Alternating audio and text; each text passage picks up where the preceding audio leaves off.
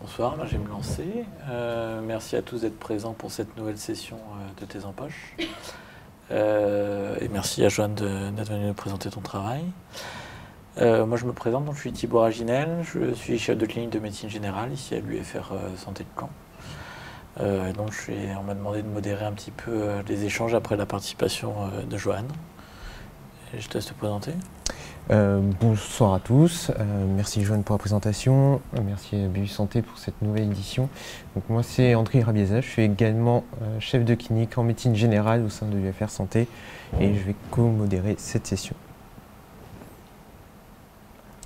Du coup on va commencer par une première question. Si j'ai bien suivi, la thèse se fait sur la période entre 2012 et 2015. La question est, est-ce qu'il y avait de l'éducation thérapeutique avant 2012 ? Donc le programme a été autorisé en 2015. Non, il n'y a pas d'éducation thérapeutique avant 2012. Non. Ça se mettait en place, les programmes se mettaient en place.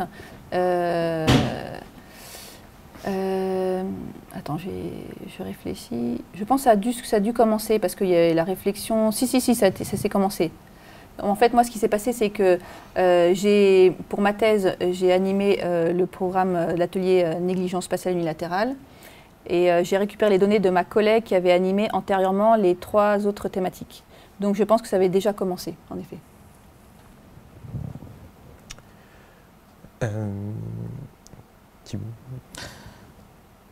Moi, je me demandais, tu nous parles de l'évaluation du coup des programmes d'éducation thérapeutique par les patients et par les aidants. C'est effectivement difficile d'évaluer et d'avoir une échelle validée pour évaluer ces programmes.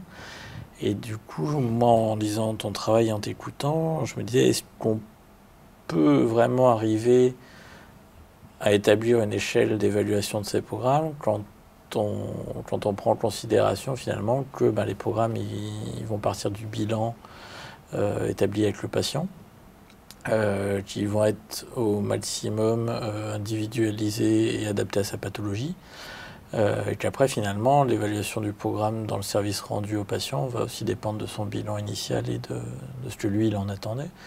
Du coup, à ton sens, est-ce qu'il ne faudrait pas qu'on essaye d'avoir une évaluation à chaque fois plus qualitative des programmes et adaptée aux patients pour adapter nos programmes, ou est-ce qu'on pourrait, toi qui as une meilleure expertise du domaine, réussir à probablement, peut-être, quand même avoir des évaluations quantitatives sur la qualité des programmes?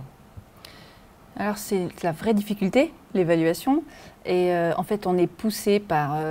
parce que s'il n'y a pas malheureusement de chiffres, eh ben, c'est dur après d'obtenir des financements. Et donc on est un peu dans cette problématique de... là, vous ne montrez pas de bénéfices, donc il n'y a pas de chiffres, donc pas d'argent pour financer ces programmes. Donc on est tiraillé d'un côté en disant oui, on n'arrive pas, je pense qu'on ne trouve pas un critère, mais en effet, je pense que l'idée, ça serait plutôt dans le qualitatif et dans la discussion, mais tout ça, c'est pas chiffrable. Et donc on est partagé entre non, les échelles ne sont pas adaptées, est-ce qu'il y a vraiment un critère qualitatif? Et pour certains, s'il n'y a pas de qualitatif, eh ben, il n'y a pas d'effet. Donc c'est difficile de... là, à l'heure actuelle, il n'y a pas de critères qualitatifs. Je pense que, en effet, ça reste... L'idéal serait certains disent dans les ouvrages que ça serait plutôt des entretiens approfondis avec le patient pour voir un peu son ressenti et pas de critères chiffrés. Mais voilà, on arrive on se confronte à certaines personnes qui disent oui, mais concrètement, il n'y a pas d'effet. Et donc c'est difficile, c'est une vraie difficulté. Pas de vraie réponse, hein, mais en effet, c'est une vraie problématique, cette évaluation. On est de plus en plus dans l'ère dit qu'il faut apporter des résultats chiffrés dès que vous mettez en place quoi que ce soit. Et pour avoir des poursuites de financement, il n'y a pas de chiffres, il n'y a pas de poursuite de financement. Et donc, comment on fait? Là, avant, on avait un temps de thérapeute financé. Finalement, maintenant, on n'a plus de temps de thérapeute financé. Donc, il faut composer, il faut s'adapter. Et c'est difficile. Mais on poursuit parce qu'on se dit qu'il y a un réel intérêt on n'arrive pas à trouver de critères chiffrés. C'est comme les patients diabétiques on sait très bien que les programmes d'éducation thérapeutique, ils ont un vrai intérêt chez nos patients diabétiques, sauf que le critère de l'hémoglobine glyquée, non, ça ne modifie pas l'hémoglobine glyquée et c'est pas pour autant que c'est pas un vrai bénéfice pour les patients. Mais pour l'instant, il n'y a pas de critères chiffrés et c'est un vrai problème pour nos tutelles parce qu'ils veulent, si vous faites ça, c'est pourquoi en fait. Tu parlais de thérapeute. Est-ce que tu peux nous préciser, puisque la rééducation est un travail d'équipe, est-ce que tu peux nous préciser quels étaient les intervenants dans des séances d'éducation thérapeutique? Alors, donc moi, je vais partir sur la négligence parce que je l'ai co-animée avec une neuropsychologue. Là maintenant, donc c'est une neuropsychologue et une ergothérapeute. On a trouvé pertinent que ce soit ce binôme qui anime ces ateliers cognitifs. Pour la mémoire de travail et la mémoire épisodique, c'est pareil. L'atelier Qu'est-ce qu'un AVC a été réservé au domaine médical. Et donc, c'est 2 médecins qui co-animent cet atelier. D'accord. Donc, c'est toutes ces professions autour de la rééducation qui participent du coup Oui, tout à fait. En fonction de... en dehors, les aidants du coup ont participé au programme d'éducation, ont participé aux séances. Quelle est leur place en dehors des séances? Est-ce qu'ils participent à d'autres phases de la rééducation? Alors on trouve que la place de l'aidant, elle n'est pas facile au sein de la rééducation. Et bien sûr, ils ont une place, mais par le biais des séances d'éducation thérapeutique, ils ont exprimé qu'ils ont pu avoir un temps de parole différent.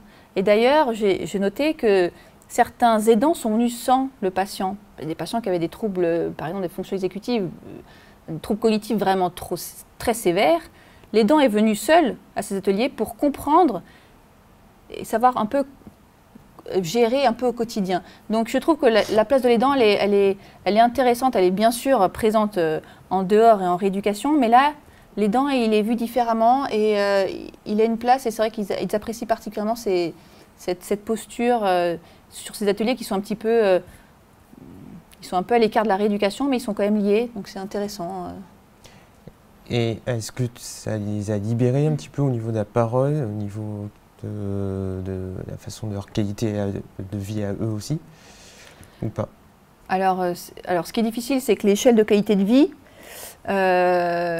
Plutôt leur fardeau, du coup. Alors, oui, leur fardeau, mais on a étudié aussi la qualité de vie chez les aidants.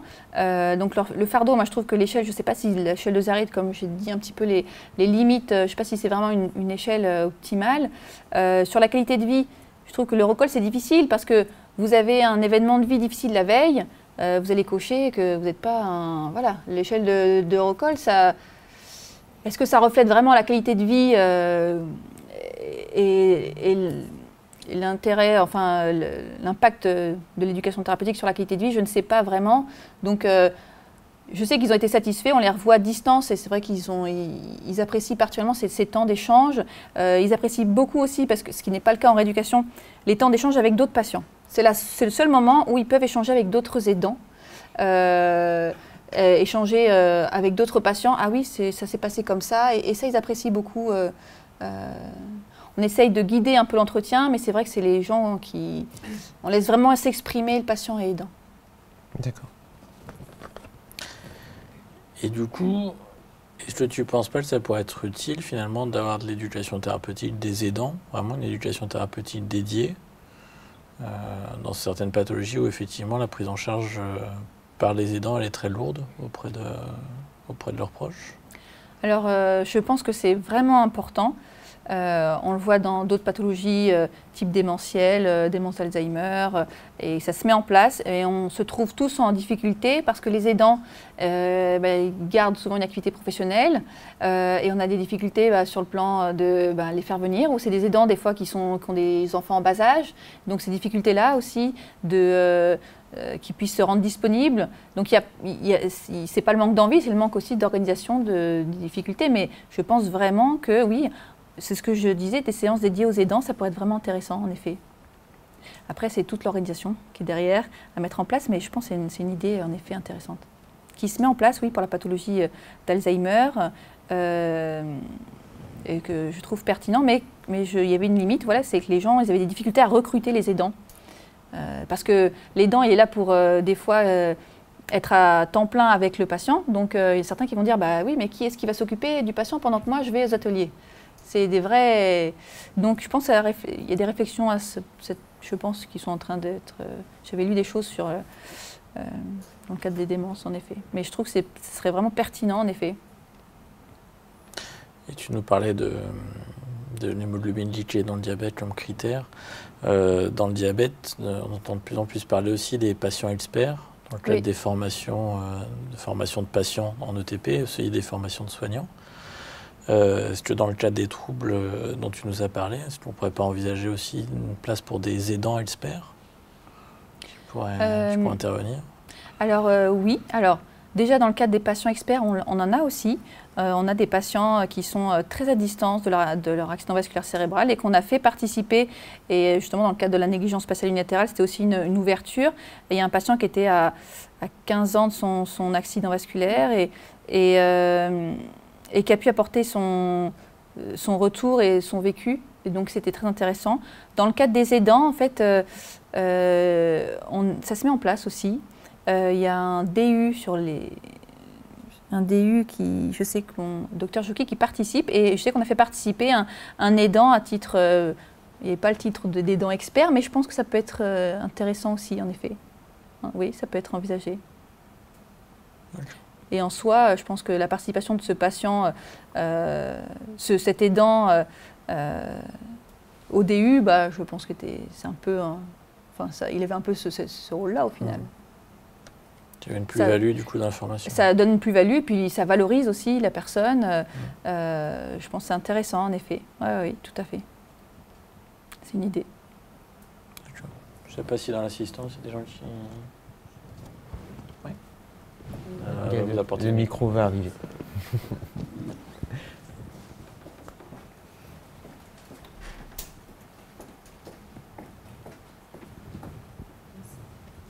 Merci pour la présentation.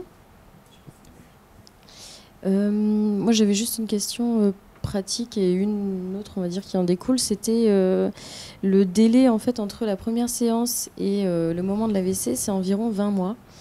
Donc, je me posais la question si vous aviez essentiellement des patients qui étaient en hospitalisation à temps partiel, de ce service-là. Et si vous aviez des gens qui revenaient en fait en externat finalement, qui revenaient exprès pour l'atelier. Alors, il y a des tout. Il y a des gens qui venaient aussi, le patient qui était très à distance pour la négligence spatiale, il est revenu en externe. Alors, se pose aussi l'autre problématique de la prise en charge des transports, pour des gens qui, des fois, ont perdu la motricité. Mais donc, il y avait des gens qui venaient d'hospitalisation à temps complet, à temps partiel, des gens d'extérieur. Il faut savoir que pour les troubles cognitifs, mettre en place des ateliers d'éducation thérapeutique trop tôt, les patients ils n'ont pas expérimenté les difficultés. Les gens qui sont encore, c'est important qu'ils se rendent compte de comment ça se passe, les difficultés qu'ils peuvent ressentir. Si on va faire un atelier sur la négligence et que pour eux, déjà ils n'ont souvent pas conscience de leurs troubles, mais qu'en plus ils n'ont pas expérimenté à la maison qu'il y avait des difficultés, ça ne va pas leur parler. Et donc, ça va pas y avoir un intérêt franc. Donc, on se laisse un peu le temps, qu'ils expérimentent, qu'ils voient à la maison au moins qu'il y ait eu des week-ends thérapeutiques et qu'ils puissent évoquer « Ah bah oui, là, je me suis rendu compte que c'était difficile. » ou ma famille m'a dit qu'en effet, j'étais comme ça. Donc, on se laisse un peu de temps et en effet, c'est pour ça qu'il y a ce délai assez long. La deuxième question, vous y avez déjà un petit peu répondu, c'était de savoir... Puisque si c'est assez hétérogène dans le délai, finalement, quelqu'un qui est là après 2 mois après son AVC ou 20 mois après son AVC, effectivement, il n'a pas la même conscience, on va dire, des difficultés. Et je me posais la question de ce que ça a apporté au groupe comme limite ou comme apport, au contraire, justement, pour le groupe. Mais bon, il y avait aussi déjà une réponse sur pourquoi on choisissait finalement qu'il y ait un certain délai d'attente. Après, c'est une richesse, je trouve que d'avoir des patients qui sont à différents stades Ça valorise le patient qui est à distance parce qu'il va faire part de son expérience vis-à-vis du patient qui est plus proche. Donc, on travaille sur l'estime de soi. Donc, c'est satisfaisant. Même sur le questionnaire, il va savoir répondre et il va savoir évoquer les astuces qu'il a mis en place au quotidien. Et la personne qui n'a pas encore qui peut expérimenter, ça peut lui faire écho également. Ou des gens qui sont aussi à proximité, des fois on peut, entre guillemets, ces séances peuvent permettre de ce qu'on appelle lever la nosognosie, ça peut être faire prendre conscience des difficultés lors de ces séances en fait. Donc c'est riche, en fait le groupe d'avoir un mélange, je trouve que c'est une vraie richesse.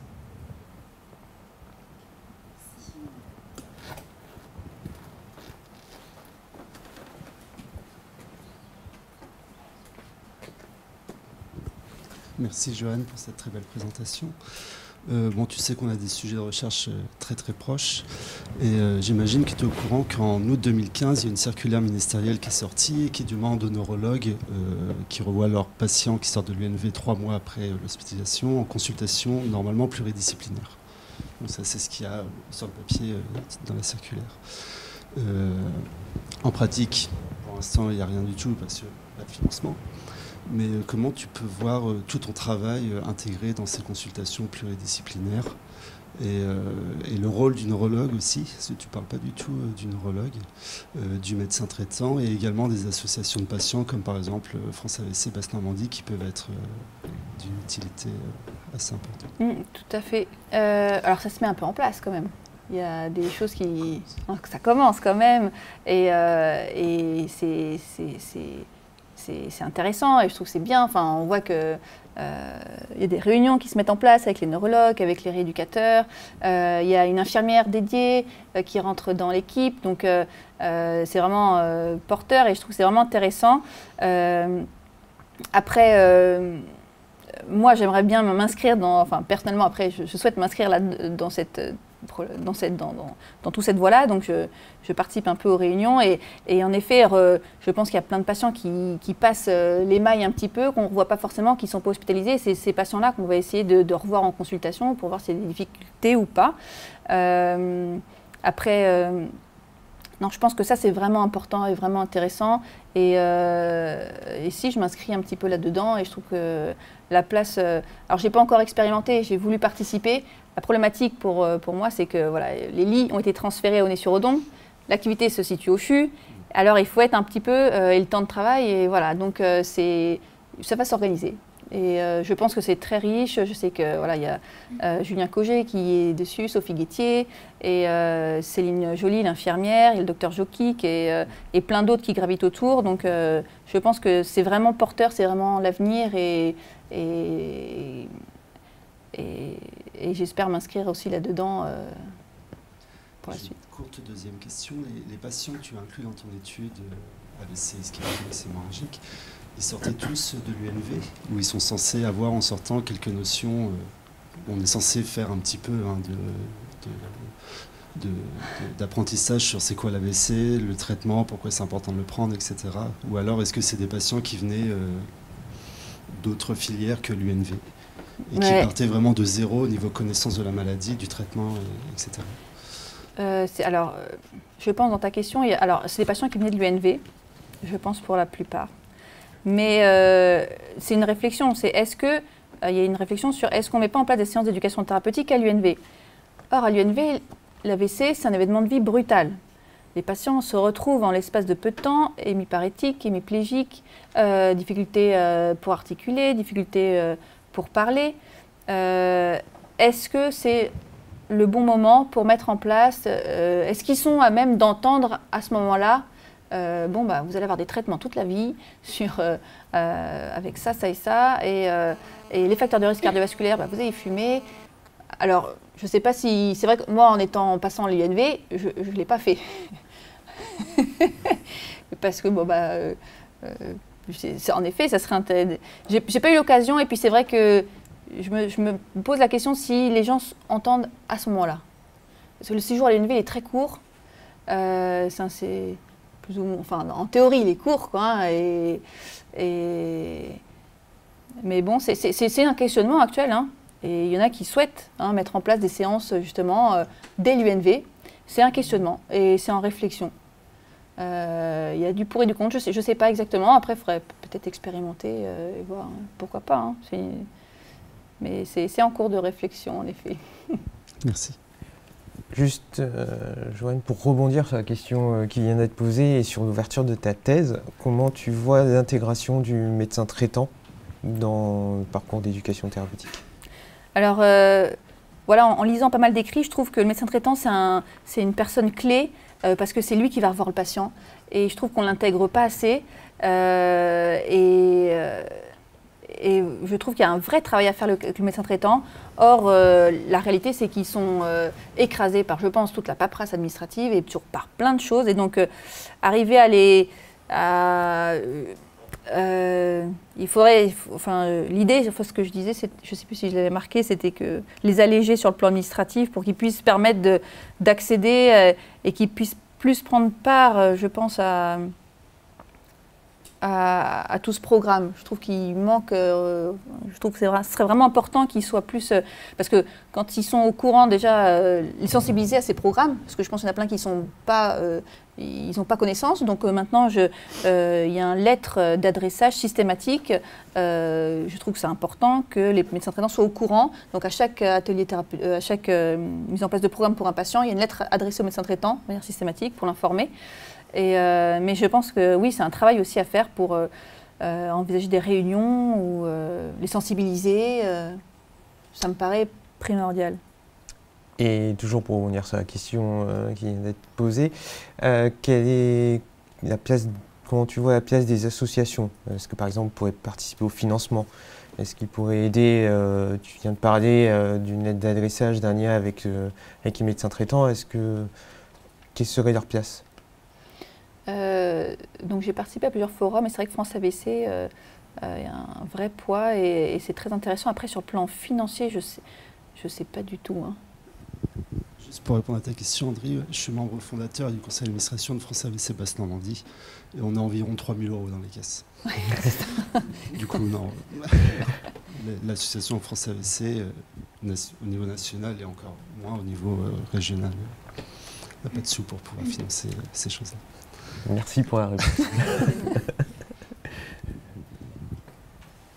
Et sur l'intégration du médecin traitant, est-ce qu'on ne pourrait pas envisager de les inviter pour leur présenter les programmes, de leur proposer une place éventuellement dans les programmes? Moi, oui, je trouve que c'est une vraie...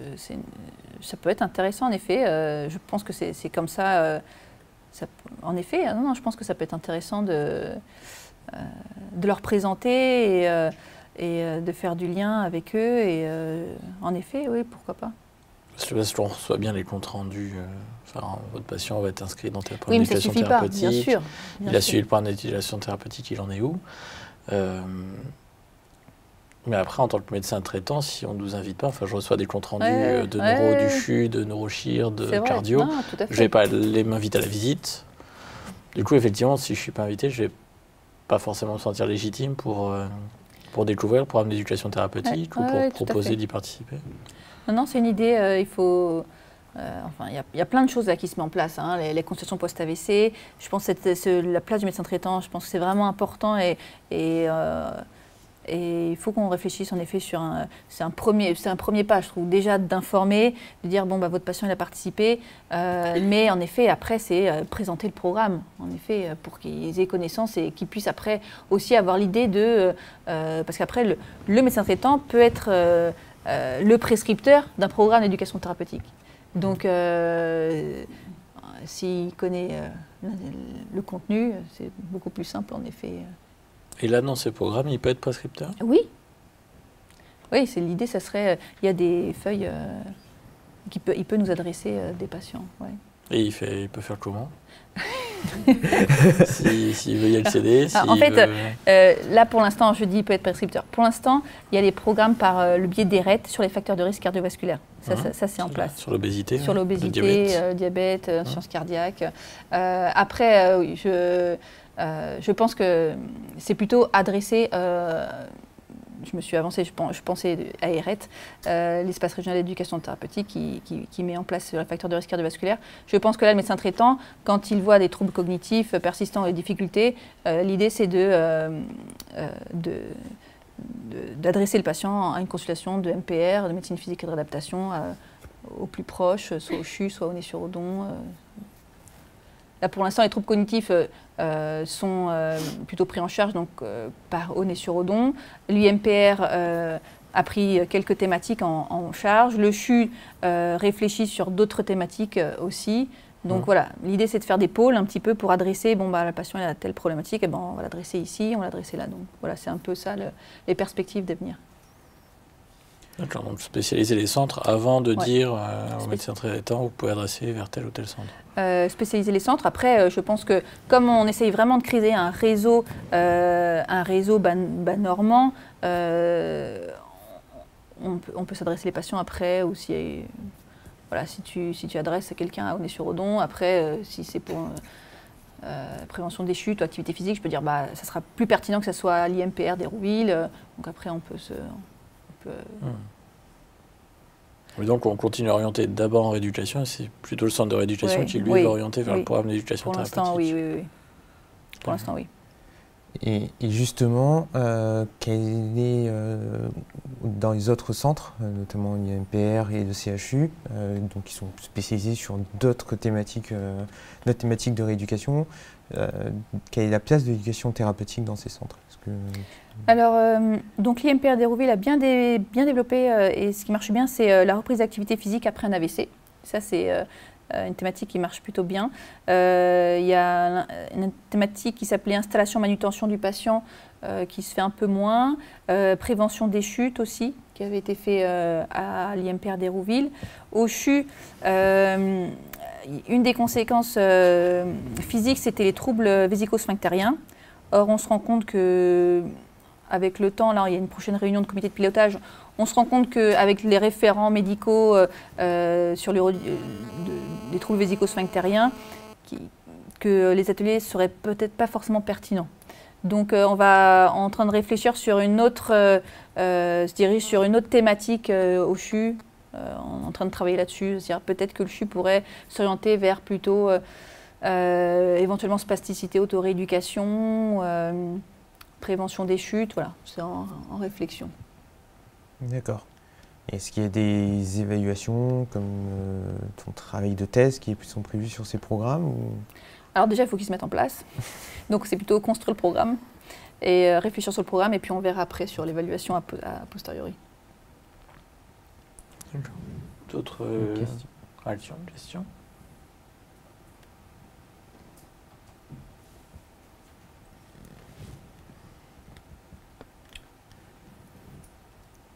Pas spontanément. Moi, il y a une notion que je n'ai pas complètement saisie. Tu dis dans ton travail que la trame, globalement, de chaque programme est assez semblable. J'imagine que, compte tenu des spécificités de chaque pathologie, il y a des adaptations faites dans les trames. Et tu pourrais nous dire un petit peu comment vous adaptez selon les déficiences des patients, comment vous adaptez vos programmes? En fait, je disais que la trame était la même, c'est-à-dire que les patients ont tous donc le premier atelier, le préambule, qu'est-ce qu'un AVC.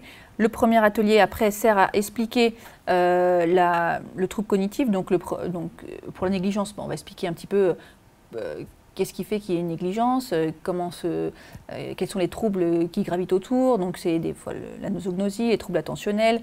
Pour ce qui est de la mémoire de travail, eh ben là, on va spécifier, on va expliquer la mémoire de travail. Pour ce qui est de la mémoire épisodique, enfin voilà, le premier atelier, c'est l'explication du trouble. Les autres ateliers, après, se déclinent en mise en place de quelles sont les difficultés que vous ressentez, donc il y a des questionnaires après que les patients ont, quelles sont les difficultés qu'ils vont ressentir au quotidien. Les astuces mises en place ne vont pas être les mêmes. Pour la négligence, il va y avoir des petits, pour la lecture, où on va demander aux patients de balayer régulièrement la tête, enfin ces petites astuces au quotidien. Pour la mémoire de travail, il y a différentes astuces qui vont être évoquées. Pour la mémoire épisodique, il y a des moyens mémotechniques aussi qui vont être évoqués. Donc voilà, la trame, c'est c'est explication des troubles, mise en évidence des difficultés, mise en place des astuces de compensation. Et le dernier atelier, c'est l'ouverture sur le projet de vie par le biais de photolangage, photo-expression avec des images. Et donc voilà, c'est la trame, mais bien sûr le contenu est différent et s'adapte aux troubles cognitifs. Et les méthodes pédagogiques, elles restent à peu près les mêmes? Alors les méthodes pédagogiques, c'est vrai que moi j'étais formée à ERET, donc c'est vrai qu'il y a différentes... il y a le photolangage qui est utilisé, oui, les méthodes, les astuces à trouver par les patients. Oui, les méthodes restaient les mêmes. En fait, on utilise les mêmes types d'outils pédagogiques adaptés au contenu. Je crois qu'il y a une question dans la salle. Pour les patients qui ont assisté à l'éducation thérapeutique, est-ce que vous aviez des critères d'exclusion? On n'avait pas de critères d'exclusion. On n'avait pas de critères d'exclusion. En fait, c'était patient majeur car il fallait que le trouble soit objectivé par un bilan. Et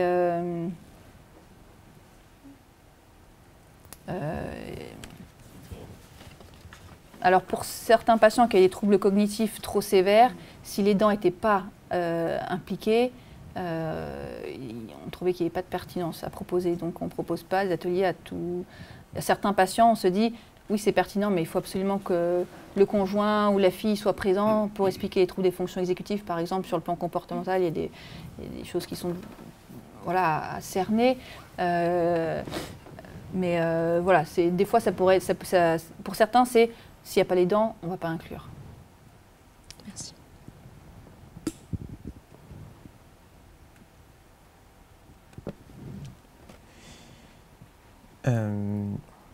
Du coup, formation des animateurs. Tu as été formé par l'ERET. Les 5 personnes notamment formées avant 2012, avant le début du programme, ont aussi été formées par l'ERET. Alors l'ERET a largement formé après 2012. Avant, il y avait des formations de 40 heures par d'autres organismes. C'est vrai qu'il y a une facilité parce que ERET, on est très satisfait. Les intervenants sont de qualité. Une facilité d'accès parce que c'est à Hérouville aussi. Donc après, on a beaucoup. Puis bon, Eliane Faguet faisait partie du membre du comité de pilotage. Donc c'est vrai qu'on connaissait aussi les personnes en interne. Donc on a les patients là maintenant, les thérapeutes ont été largement formés depuis 2012 par ERET. Là maintenant, je pense que on n'a plus beaucoup de personnels qui ne sont pas formés à Aulnay-sur-Odon. Voilà, avant 2012, oui, les quelques personnes n'étaient pas formées par ERET. C'était par d'autres formations. D'accord. Et concernant, tu parlais d'échelle, du manque d'échelle plutôt pour un petit peu plus spécifique aux troubles. Je suppose qu'il y a de l'éducation thérapeutique qui se fait ailleurs sur ces troubles-là. Est-ce que tu sais s'il y en a déjà qui se fait dans d'autres régions? Alors, pour certains programmes, il y a des critères d'exclusion, c'était les troubles cognitifs. Donc voilà, nous on trouve que oui, c'est pas évident des patients qui ont des troubles cognitifs et les inclure dans des programmes. Donc il y a j'ai pas trouvé d'études sur qui comparaient, qui faisaient sur les troubles en post-AVC et sur les troubles cognitifs. Sur les troubles, d'accord. Ouais, j'ai plutôt vu des gens qui disaient bon, troubles cognitifs. Exclusion, parce que difficulté de compréhension, parce que ah oui, mais je trouve qu'il y a c'est un vrai challenge, je pense. D'accord. Et la mise en place du coup d'une échelle plus spécifique, ça fait partie des challenges de l'équipe ou pas? Je me pose des questions, hein, si en effet on revient sur les critères d'évaluation des programmes, est-ce que ça passe par est-ce que c'est sur la qualité de vie? Moi, je pense que, voilà, en tant que médecin, on est dans la clinique et en lisant des ouvrages, certains disaient qu'il manquait des personnes, mais qui étaient référents pour l'évaluation psychosociale et des gens qui faisaient que ça, qui travaillaient là-dedans. Et nous, en tant que cliniciens, est-ce qu'on a... Je pense que c'est une réflexion, c'est pas juste une échelle à trouver, je pense qu'il y a une vraie réflexion avec des gens qui sont formés sur le plan social, sur le plan politico-social, et pour travailler sur ces critères-là. Et je pense que c'est plutôt des gens qui sont... Je pense pas qu'en tant que... Je sais pas si en tant que médecin, on va sortir une échelle et... Voilà, je pense qu'il faudrait peut-être plus des professionnels dédiés sur ces critères, critères d'évaluation. Des gens du milieu de la réinsertion. De la réinsertion. La réinsertion sociale, la réinsertion. Au sens large. Pourquoi pas? Peut-être. Et dans ta thèse, tu montres, comme dans la littérature, que finalement l'ETP n'a pas tellement amélioré au niveau du fardeau des aidants. Quelles sont les pistes d'amélioration que vous envisagez pour justement améliorer les aidants et aider mieux les aidants? Je pense que le fardeau, il est là, mais qu'on n'a pas réussi à le mettre en évidence. Tout le sentiment de culpabilité, c'est dur à évoquer pour l'aidant et il ne se permet pas, lors des échelles, de dire... Quand des fois je remplissais avec certaines personnes, ils disent non, tout va bien, non, je ne veux pas marquer ça, il n'y a aucun problème. Donc je pense que l'échelle, encore, c'est une problématique de culpabilité, de se permettre de dire que c'est difficile à la maison, au quotidien. Je pense que c'est... Alors, certains ateliers d'éducation thérapeutique ont débouché sur un suivi individuel avec une neuropsychologue pour certains aidants. Donc voilà, déboucher sur certains suivis, faire des ateliers de groupe d'aidants, enfin leur donner la parole. Je trouve que ça les met, ça valorise, c'est-à-dire oui, vous êtes là, oui, vous travaillez avec le patient, avec les dents, on travaille avec vous, on peut vous donner une place aussi. Donc je pense valoriser leur place, les écouter, ils en sont déjà ils sont très satisfaits. Donc meilleure écoute, plus de... Donc meilleure écoute, un suivi des fois. Voilà, il y a un patient là qui a bénéficié d'un atelier sur les troubles des fonctions exécutives pour son épouse et ça a débouché sur un suivi, un suivi psychologique avec notre neuropsychologue. Éventuellement des ateliers dédiés aux aidants. Je pense que ça peut être en effet intéressant de mettre ça en place. Ça pourrait être intéressant également dans ce sens-là pour les valoriser et travailler davantage avec eux. On pense au bien-être des patients en pensant à leur entourage, à leurs aidants. Tu as d'autres questions, André? On a parlé du médecin traitant, on a parlé des professionnels dans le centre, on a parlé des aidants, du patient. Quand les patients sont à domicile, il n'y a pas que le médecin traitant qui intervient, il n'y a pas que des aidants, il peut y avoir aussi d'autres professionnels, des auxiliaires de vie, des infirmières à domicile. Est-ce qu'il y a... Quelle est la place que vous imaginez de ces personnes-là au sein du programme?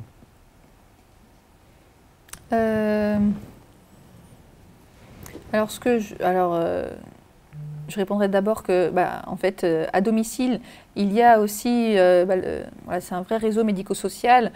Donc, je dévierai un petit peu. Moi, je suis médecin de ce qu'on appelle le service d'accueil médico-social pour les adultes handicapés, le SAMSA, service d'accompagnement, pardon. Donc, là, on est à un autre stade. Donc, c'est un service qui accompagne les patients à domicile avec un groupe de thérapeutes. Et donc, par ce biais-là, on pourrait éventuellement encore déboucher sur des demandes d'éducation thérapeutique. Après, l'intégration des professionnels au quotidien, je pense que ça me paraît compliqué, ils ont leur travail au quotidien, mais voilà, par ce biais de réseau, moi je sais que j'ai des contacts, enfin, je ne vois pas tous les patients, mais en étant au SAMSA donc, de la Manche, je travaille avec encore une équipe de thérapeutes qui sont, eux, au contact de l'infirmière, de l'auxiliaire de vie et qui peuvent retransmettre et remonter les difficultés et après on retravaille ensemble. Donc il y a vraiment ce que je trouve riche un peu dans notre travail, c'est ce réseau qu'on essaie de tisser entre les différentes structures cliniques, sanitaires, médico-sociales et que tout le monde, tout ça s'imbrique et qu'on puisse transmettre et discuter tous ensemble et faire remonter Et faire remonter des problématiques, des difficultés. Et voilà, ce qui est intéressant, c'est qu'on a tous, le docteur Jokic, qui est à Aulnay-sur-Odon, est également médecin du SAMSA 14. Moi, je suis à Aulnay-sur-Odon, je suis médecin du SAMSA 50. On fait des réunions médico-sociales entre SAMSA. Donc, il y a vraiment un échange et on échange les problématiques. Et donc, on peut réadresser tel patient. On peut se dire, bon, ça peut être intéressant pour l'éducation thérapeutique. Après, on s'échange. Il y a des réunions d'échange. Donc, il y a vraiment une filière, un réseau qui est créé au niveau bas-normand et qu'on essaie de mettre en place pour suivre. Parce que c'est vraiment ça qui permet de progresser, de travailler, je pense, dans de bonnes conditions. Et la richesse des échanges, je trouve, est au mieux pour que le patient ait le maximum de bénéfices. Et qu'est-ce qui est prévu pour les patients donc, qui ont fait du coup le programme avec un certain nombre de séances? Est-ce qu'il est prévu un programme niveau intermédiaire avancé pour poursuivre l'éducation thérapeutique? Alors après, on revoit les patients à distance. Pour l'instant, il n'y a pas eu enfin, si, il y a, à la suite de l'entrevue d'évaluation, après peut déboucher sur peut-être on peut penser à l'activité physique maintenant. Et donc, en effet, on peut réadresser après. Et c'est pour ça que le patient ne perd pas.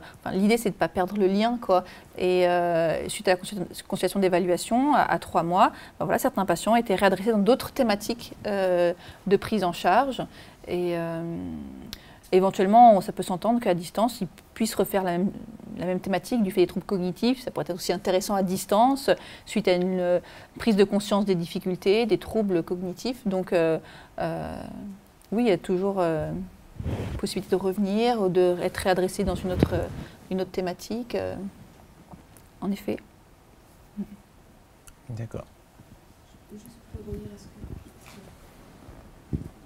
Donc les patients bénéficient de plusieurs parcours, parce que dans l'éducation thérapeutique, pour les maladies chroniques, ils ont droit à un parcours, je crois. Et quand ils ont fait leur parcours, en fait, ça s'arrête et il n'y a pas de suite. Alors là, quand vous dites qu'ils ont droit, là concrètement, les patients, quand ils viennent, ils participent, il n'y a pas de enfin, ils déboursent rien, donc ils peuvent... je ne sais pas exactement ce qu'il en est pour les maladies chroniques. Je sais qu'il n'y a pas de participation financière. Hein, les gens, Pour les ateliers, oui. Ah oui. Ils participent à une hauteur de 8 € par atelier. Donc, Alors ça, parce que pour les ateliers qu'on a mis en place, il n'y a pas de participation financière. D'accord. Donc il n'y a aucun problème pour qu'ils puissent réintégrer. La problématique, c'est de notre côté, c'est pour détacher du temps de thérapeute, parce qu'il n'y a plus de temps de financé pour les thérapeutes. Donc le temps où ils sont dédiés sur l'éducation thérapeutique qui n'est pas financé, c'est un temps où ils ne sont pas avec les patients du service.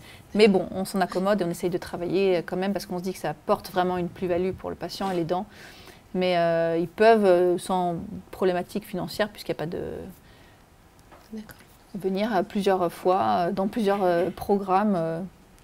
Parce que pour les maladies chroniques, quand ils feront un atelier, donc soit activité physique, sophrologie, puisque moi j'interviens en sophrologie, c'est pris en charge par les RET, mais ils participent à ces ateliers.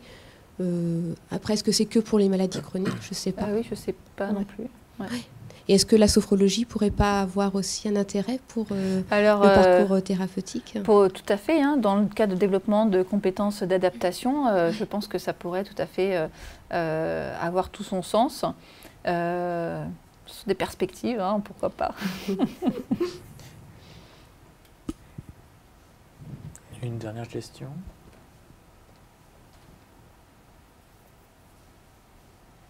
Du tout. On va te laisser conclure peut-être sur un message que tu auras envie de conclusion, tu as envie de faire passer sur un...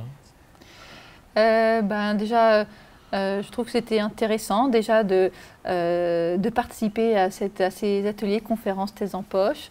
Je reviendrai quand même sur mes 2 prédécesseurs, le docteur Vigo, parce que j'ai pu revisionner. C'est intéressant parce que les conférences sont enregistrées, donc j'ai pu revisionner la place de l'infirmier dans la prise en charge des urgences coronariennes, et puis celle du docteur Jourdan sur la place du curcuma dans la maladie d'Alzheimer.